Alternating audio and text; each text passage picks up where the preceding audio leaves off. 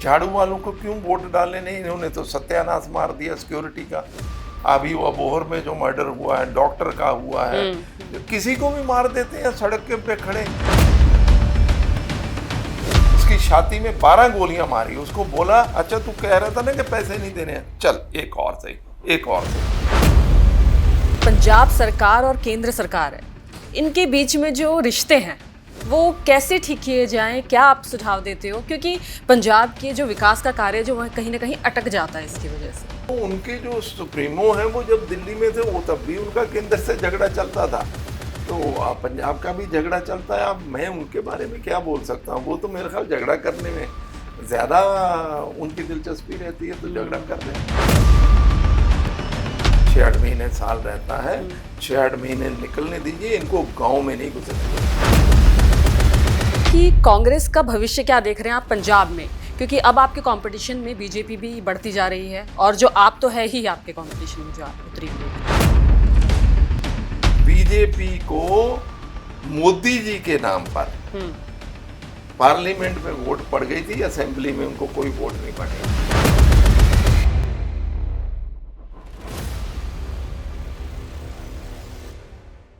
Day to day news Bharat में मैं सुरभि गैरोला आपका स्वागत करती हूं। Day to day news Bharat आपसे वादा करता है कि हम दबे कुचले लोगों की आवाज बनेंगे और हम स्वतंत्र पत्रकारिता करेंगे। हम ऐसी कोई खबर नहीं चलाएंगे जिसमें ढोंगी और पाखंडी लोगों को प्रमोट किया जाता है। हम लोकतंत्र के चौथे स्तंभ को मजबूत करने की पूरी तरह कोशिश करेंगे।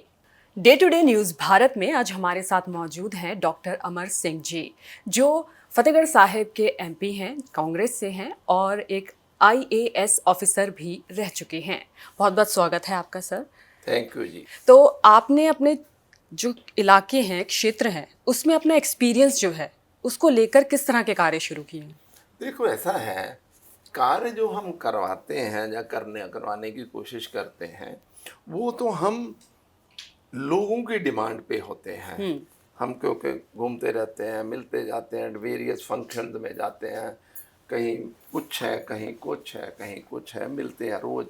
वो आप जब भी जाते हो बोथ वेज, तो लोग जब, और हम लोग सोशल मीडिया पे डाल देते हैं कि आज हम इतने 10 गांव में जाएंगे, 12 में जाएंगे, वो ठीक है, वो खबर तो सब जगह फैल जाती है कि MP आ रहा है। तो बहुत लोग आते हैं and they bring their problem, वो लेके आते हैं कि साहब मेरे यहाँ सड़क चाहिए, मेरे यहाँ पुलिया चाहिए, मेरे यहाँ ये चाहिए, मेरे यहाँ फलाना चाहिए, मेरे वो एक तो लोग लेके आते हैं। एक हम बहुत सारी मीटिंगें लेते हैं, क्योंकि जो MP हैं वो हर ज़िले की जो डेवलपमेंट की कमेटी है, उसका नाम दिशा होता है, दिशा कमेटी, उसके वो चेयरपर्सन है और डिप्टी कमिश्नर उसके सेक्रेटरी होते हैं। और सारे के सारे जो विकास के डिपार्टमेंट हैं, रूरल एरिया में भी अर्बन एरिया में भी, वो सारे उसके मेंबर होते हैं। सारे एक्सियन, सिविल सर्जन, ये वो सारे उसके मेंबर होते हैं। तो दूसरा, जब हम वहाँ प्रोग्रेस देखते हैं, हम ऑफिसर से पूछताछ करते हैं, उनसे फीडबैक लेते हैं, एजुकेशन वाले से, कि भाई कितने स्कूलों में लड़कियों की, हमारी बेटियों की टॉयलेट नहीं है बताओ, ठीक है जी। कितने स्कूलों में आपके पास क्लासरूम की कमी है। मैं जस्ट आपको एग्जांपल दे रहा हूँ।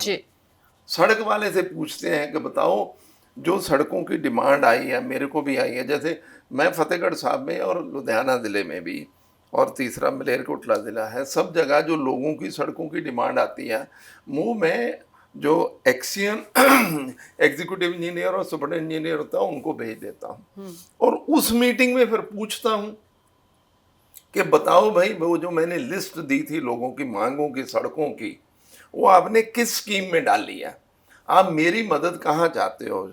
मैं सेक्रेटरी PWD से बात करूं, आप लोग केंद्र की किसी योजना में डाल रहे हो, क्योंकि केंद्र की 3-4 योजना होती है, प्रधानमंत्री ग्रामीण सड़क योजना होती है, उसमें डल सकती हैं, एक सेंट्रल रोड फंड होता है उसमें डल सकता है, एक नाबार्ड की योजना होती है वो भी सेंटर की है उसमें डल सकता है।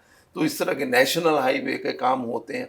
तो इस तरह मतलब ये बोथ वे होता है, हम भी कलेक्ट करते हैं क्या काम होने वाले हैं, और लोग भी बताते हैं, और उन्हीं को फिर लेके हम दिल्ली आते हैं या चंडीगढ़ जाते हैं और फिर डिफरेंट डिपार्टमेंट से कोऑर्डिनेट करके कोशिश करते हैं कि वो हो जाए। सर आप कितना अप्रोचेबल है एक आम आदमी के लिए कि वो आप तक पहुंच सके? हम तो घूमते ही रहते हैं, तो सारा दिन ही लोग मिलते रहते हैं, तो वहीं से आपको अपनी समस्याएं बताते हैं? हाँ, वो तो हम लोगों को क्या, हमारा फोन 24 घंटे चलता रहता है। अब लोग तो इतने कई बार डिफिकल्ट काम बताते हैं। कल एक लड़के का फोन आया कि साहब मैं पेरिस में हूँ और मेरा वीज़ा एक्सपायर हो गया।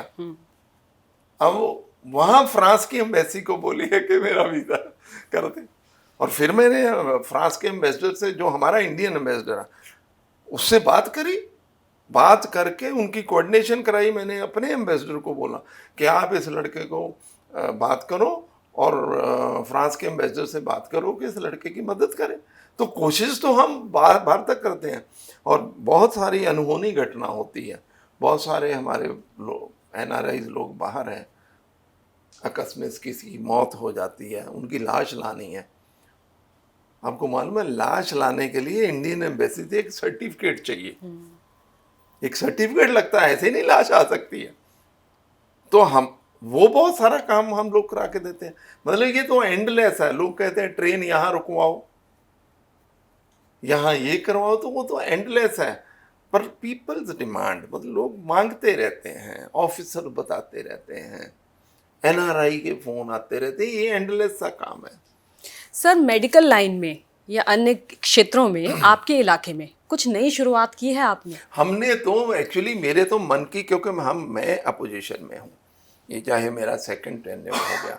देखो मेरी तो 2-3 मन की इच्छा थी जो बीजेपी सरकार, जो मोदी सरकार ने मेरी करी नहीं। देखो एक तो मैं चाहता था कि मेरे फतेहगढ़ साहब हलके में एक मेडिकल कॉलेज खुले। ठीक है, वो चाहे खन्ना खोल दें, चाहे वो फतेहगढ़ खोल दें। एक तो मेरी वो, और अभी भी वो मेरे को कह रहे हैं नहीं हम करेंगे करेंगे, किया नहीं है। एक तो मेरी मेडिकल कॉलेज की है। दूसरा मेरी है कि ये जो नेशनल हाईवे है, इतना लंबा, राजपुरा से 8-10 थोड़े से किलोमीटर आगे जाके फतेहगढ़ शुरू हो जाता है, फिर लुधियाना तक मेरा ही है नेशनल हाईवे। मैं नेशनल हाईवे वालों से बार बार लड़ाई करता हूँ, और केंद्र सरकार का जो हेल्थ डिपार्टमेंट, कि वहाँ हमारा खन्ना मिडिल में है एक बहुत हाई लेवल का, जैसे एम्स में ट्रॉमा सेंटर बनाया, जहाँ किसी को चोट लगे तो मोस्ट कॉम्प्लेक्स, उसकी चाहे ब्रेन इंजरी हुई है, इमीडिएट उसकी सर्जरी हो जाए। वो मेरी इनसे डिमांड बहुत दिनों से चल रही है, इन्होंने मेरी अभी पूरी नहीं करी। तीसरी मेरी डिमांड जो अभी इन्होंने पूरी नहीं किया, ये जो नेशनल हाईवे 44 है जिसकी अपन बात कर रहे हैं, इसकी हालत बहुत खराब है।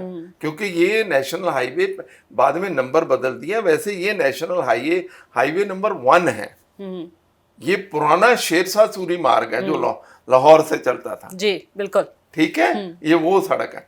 तो मैं उनको कह रहा हूं कि यार हरियाणा में आपने इसको फॉरेन जैसा बना दिया है, ये पंजाब में इसकी हालत इतनी खराब क्यों है? हमारे नहरों के पुल अभी तक क्यों नहीं आपने बनाए? सारी जगह लाइट नहीं लगी। नेशनल हाईवे जहां भी पॉपुलेशन हो वहां लाइट लगानी चाहिए, लाइट नहीं लगी। साइड रोड्स बहुत सुंदर होनी चाहिए, वो बस टूटी सी सड़क कुछ बनू के छोड़ देते हैं। बहुत जगह हमारे पुल बनने वाले हैं, वो नहीं है। खन्ने का हमारा बहुत बड़ा काम है कि वो मिट्टी डाल के बना रही है, वहां मैं उनको बार बार कह रहा हूं कि उसको पिलर्स पे बनाओ। बिल्कुल ठीक है जी। इस तरह का ये सरकार, इनको इतना कुछ दिया हुआ है, ये तो मेरे पार्लियामेंट तो बहुत ही सुंदर लगे अगर ये लोग कुछ कहना मान जाए। तो अभी फिर कोशिश करूंगा, बजट आ रहा, मंत्रियों के सबके पास जाके मैं फिर ट्राई मारूंगा। सर पंजाब सरकार और केंद्र सरकार है, इनके बीच में जो रिश्ते हैं वो कैसे ठीक किए जाएं, क्या आप सुझाव देते हो? क्योंकि पंजाब के जो विकास का कार्य जो वह कहीं ना कहीं अटक जाता है इसकी वजह से, आपका क्या कहना है? नहीं, देखो ये तो प्राइमरली जिम्मेदारी जो है, ये जिनकी सरकार है पंजाब में उनकी जिम्मेदारी है। ये बहुत सारे काम तो मिलने से हो जाते हैं। अब वो उनके जो सुप्रीमो हैं, वो जब दिल्ली में थे वो तब भी उनका केंद्र से झगड़ा चलता था। तो आप पंजाब का भी झगड़ा चलता है। अब मैं उनके बारे में क्या बोल सकता हूँ, वो तो मेरे ख्याल झगड़ा करने में ज़्यादा उनकी दिलचस्पी रहती है, तो झगड़ा कर रहे हैं। अच्छा सर, ये बताइए कि कांग्रेस का भविष्य क्या देख रहे हैं आप पंजाब में, क्योंकि अब आपके कंपटीशन में बीजेपी भी बढ़ती जा रही है और जो आप तो है ही आपके कंपटीशन में जो उतरी हुई है, तो आप मतलब क्या प्रेडिक्ट कर रहे हो कांग्रेस के भविष्य को पंजाब में? एक बात मैं आपको कहता हूँ, आप गाँव में जाइए, हम तो जाते हैं, रोज ही जाते रहते हैं, अभी यहाँ बैठे हैं, लेकिन अभी 3 दिन पहले तक मैं गाँव में ही था। गांव वाले इतने त्रस्त हैं ये झाड़ू वालों से, वो कह रहे हैं कि अभी इनकी सरकार का 6-8 महीने साल रहता है, 6-8 महीने निकलने दीजिए, इनको गांव में नहीं घुसने देंगे। ये इनकी हालत होनी है। अच्छा, इनको लोग वोट तो क्या डालना, गांव में नहीं। अब ये कांग्रेसियों की वोट काट दें, क्योंकि जो बीजेपी करती है, जो बिहार में कर रहे हैं, अब क्या कर रहे हैं, गरीब लोगों की, अच्छा हमारी वोट गरीब है, गरीबों की वोट काटने का तरीका कोई फार्मूला बना लिया, तो ये सब करेंगे।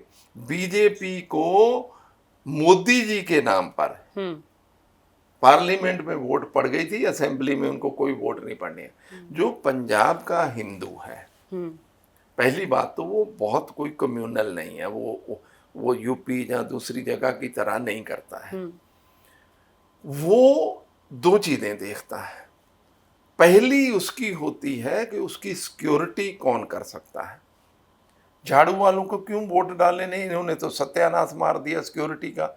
अभी वो अबोहर में जो मर्डर हुआ है, डॉक्टर का हुआ है, किसी को भी मार देते हैं सड़क के पे खड़े, और लोगों को कहते हैं, उसको उसकी छाती में 12 गोलियां मारी, उसको बोला अच्छा तू कह रहा था ना कि पैसे नहीं देने हैं, चल एक और सही, एक और सही।